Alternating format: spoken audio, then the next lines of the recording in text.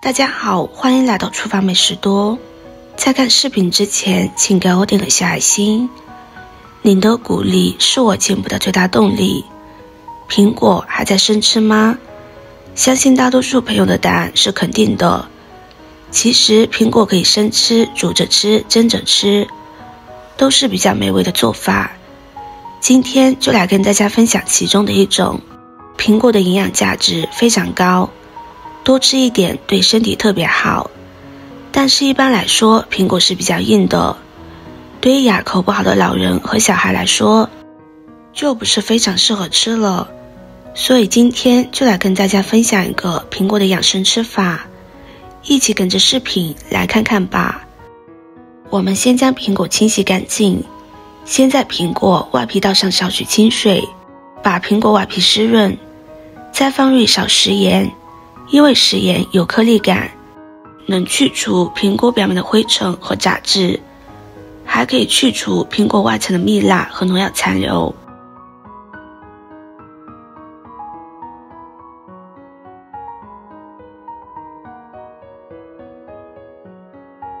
再加入清水，把苹果清洗干净，将它多冲洗几遍，彻底的清洗干净。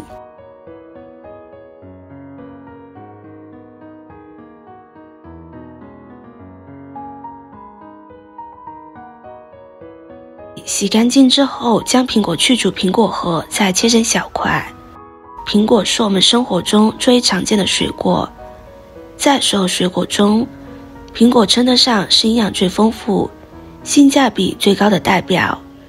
苹果可以及时为身体补充维生素，无论是作为补充营养物质，或者是用来解渴，都是不错的选择。苹果不但味道好，而且营养特别丰富。早上吃个苹果，基本营养上可以满足人体所需。咱们在挑选苹果的时候，首先要看一下苹果的颜色，要买那种表皮红中带黄，而且呈现红黄交替，一丝一丝红，一丝一丝黄的纹路的。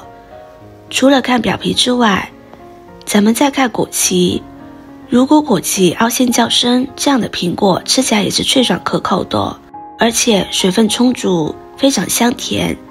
苹果切好之后放在一旁备用。接着准备10颗莲子。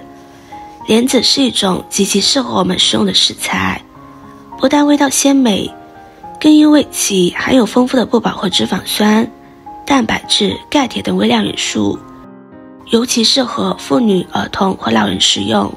接着准备10颗干山药。新鲜的山药大家肯定都吃过，它是一种滋味诱人、营养丰富的健康蔬菜。但山药这种蔬菜不但可以鲜食，还可以风干以后保存。干山药就是脱水以后的山药，它保留了山药中的大部分营养。平时人们使用这种干山药，能吸收丰富植物蛋白和微量元素，还能吸收一些皂苷和胆碱以及淀粉酶等多种对人体有益的营养成分。我们将山药、莲子放入大碗中，加入适量的面粉，再加入适量的清水，将它们抓洗干净。我们都知道面粉的吸附力很强，可以将山药和莲子表面的灰尘吸附出来。我们将它多抓洗一会儿，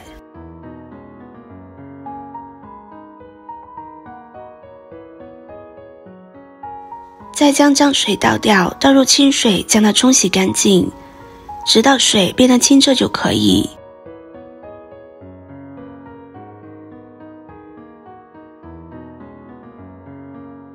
控住水分，放入盘中，再把山药掰成小块，这样可以缩短煮制的时间，营养也更容易释放出来。处理好之后，先放在一旁备用。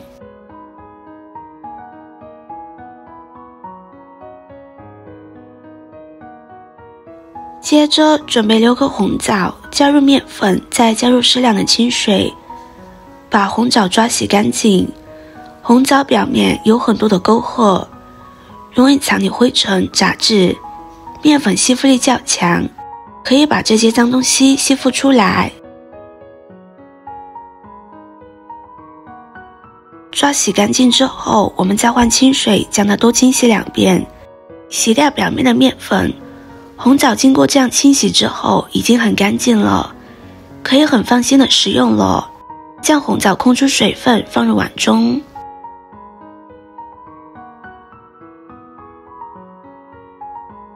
用剪刀把红枣剪成小块，方便食用。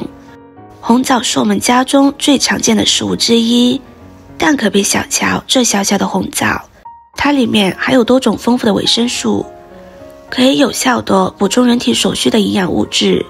红枣的吃法也是多种多样，可以煮着吃、泡水、泡茶喝，还可以煮汤、煮粥和鸡蛋一起吃，都非常的美味，营养也很丰富。平时我们可以适量吃一些红枣。现在先将莲子、山药、红枣倒入锅中，再加入适量的清水，水的量一定要一次性加够，中途不要再加水。这里我们千万不要用铁锅来煮，铁锅煮出来口感不好。开大火将它煮上15分钟。山药、莲子比较难熟，所以我们要将它先煮一会儿。时间到之后打开盖子，一股浓浓的莲子香味，非常的好闻。再将苹果加进来，用勺子搅拌均匀。制作视频不易，您的每个留言和每个点赞都是我前进的动力。如果您觉得我分享的视频对你有帮助的话，动动你发财的小手，给我点个赞吧。请在底下留言+1，非常感谢您的支持。苹果加进来之后，再次盖上盖子，给它煮上10分钟，把苹果煮软烂，煮出它的营养成分。时间到之后打开盖子，这时候苹果已经煮软烂了，其他的食材营养也煮出来了，颜色也加深了，看着非常的好喝。出锅前我们加入1勺红糖，用勺子把红糖搅拌融化。红糖搅拌融化之后就可以出锅了。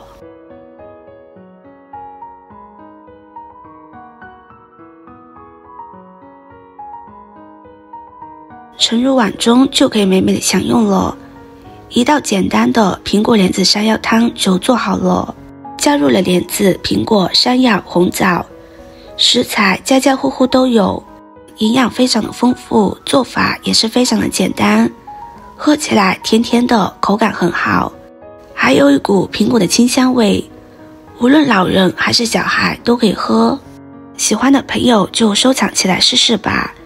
视频看到这里了，麻烦各位哥哥姐姐动动小手给我点个赞吧。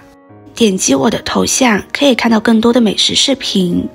我是多多，我们下个视频见啦。